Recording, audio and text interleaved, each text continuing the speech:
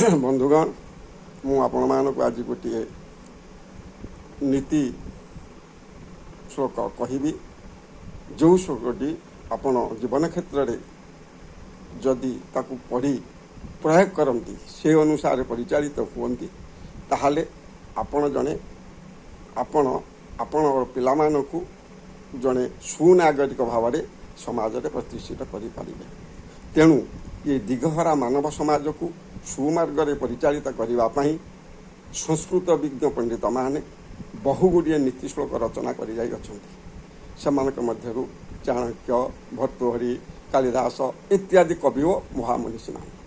ତେଣୁ ତାଙ୍କର ରଚିତ ଶ୍ଲୋକକୁ ଯଦି ଆମେ ପାଠ କରି ଜୀବନ କ୍ଷେତ୍ରରେ ପ୍ରୟୋଗ କରନ୍ତି, ସେହି ଅନୁସାରେ ପରିଚାଳିତ ହୁଅନ୍ତି, ତାହେଲେ ଆମେ ଜଣେ ଜଣେ ଆଦର୍ଶବାନ ନାଗରିକ ବା ନାଗରିକା ଭାବରେ ସମାଜରେ ପ୍ରତିଷ୍ଠିତ ହୋଇପାରିବା।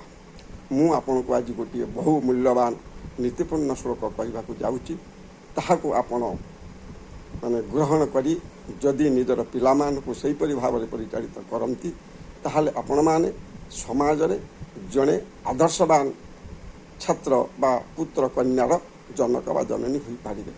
ତେଣୁ ଆପଣ ଧ୍ୟାନପୂର୍ବକ ସେ ନୀତି ଶ୍ଲୋକଟି ଗ୍ରହଣ କରନ୍ତୁ, ଶ୍ରବଣ କରନ୍ତୁ।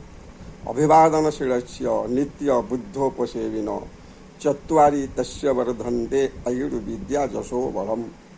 ଗୋଟିଏ ପିଲା ଯଦି ସକାଳୁ ଉଠି ତା'ର ଗୁରୁଜନମାନଙ୍କୁ ନମସ୍କାର କରେ ଏବଂ କିଛି ବୟସ୍କ ଲୋକମାନଙ୍କର ସେବା କରେ, ତାହେଲେ ସେ ତାକୁ ଆଶୀର୍ବାଦ ଦେବେ, ତୋହର ମଙ୍ଗଳ ହେଉ ବୋଲି କହିବେ। ମଙ୍ଗଳ ହେଉ ବୋଲି କହିଲେ ଚାରୋଟି ଜିନିଷ ତା'ର ବୃଦ୍ଧି ହେବ। କ'ଣ ସେ ଚାରୋଟି? ଆୟୁର୍ବିଦ୍ୟା ଯଶୋ ବଳମ୍। ଆୟୁଷ ବଢ଼ିବ, ବିଦ୍ୟା ବଢ଼ିବ, ବଳବାନ ହେବ, ଯଶବାନ ହେବ। ତେଣୁ ଆମେ ଲକ୍ଷ ଲକ୍ଷ ଟଙ୍କା ଖର୍ଚ୍ଚ କରି ସମାଜରୁ ଏଇ ଚାରିଟା ଜିନିଷକୁ ଗ୍ରହଣ କରିପାରନ୍ତି ନାହିଁ।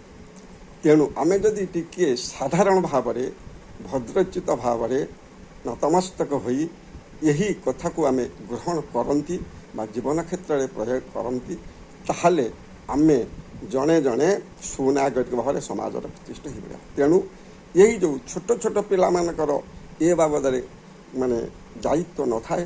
ତେଣୁ ଆମେ ଅଭିଭାବକମାନେ ଯଦି ସେ ପିଲାମାନଙ୍କୁ ଏଇ ରକମ ଭାବରେ ଚଳିବା ପାଇଁ ପ୍ରରୋଚନା ଦିଅନ୍ତି, ଶିକ୍ଷା ଦିଅନ୍ତି, ତାଙ୍କୁ କହନ୍ତି, ତାହେଲେ ସେମାନେ ଯଦି ଏହି ନୀତି ଅନୁସାରେ ଏହି କାର୍ଯ୍ୟ କରନ୍ତି, ତାହେଲେ ସେମାନେ ଜଣେ ଜଣେ ଭବିଷ୍ୟତରେ ଆଦର୍ଶବାନ ନାଗରିକ ବା ନାଗରିକା ଭାବରେ ସମାଜରେ ପ୍ରତିଷ୍ଠିତ ହୋଇପାରିବେ। ତେଣୁ ବନ୍ଧୁଗଣ, ଆପଣମାନେ ଏହି ଯେଉଁ ମୂଲ୍ୟବାନ ଶ୍ଲୋକ ଗୁଡ଼ିକୁ ଖାଲି ଶୁଣି ପରୀକ୍ଷାରେ ଲେଖି ପାସ୍ କରିବା ପାଇଁ ମହାମନୀଷୀମାନେ କହିନାହାନ୍ତି। ତେଣୁ ଆକୁ ଜୀବନ କ୍ଷେତ୍ରରେ ପ୍ରୟୋଗ କରିବା ପାଇଁ ମହାମନୀଷୀମାନେ ବାରମ୍ବାର ଉପଦେଶ ମାଧ୍ୟମରେ ବହୁ ଗୁଡ଼ିଏ ଶ୍ଲୋକ ରଚନା କରିଯାଇଅଛନ୍ତି।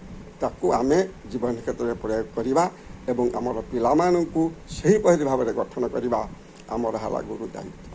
ମୁଁ ଏତିକି କହି ମୋର ବକ୍ତବ୍ୟ ଶେଷ କରୁଛି।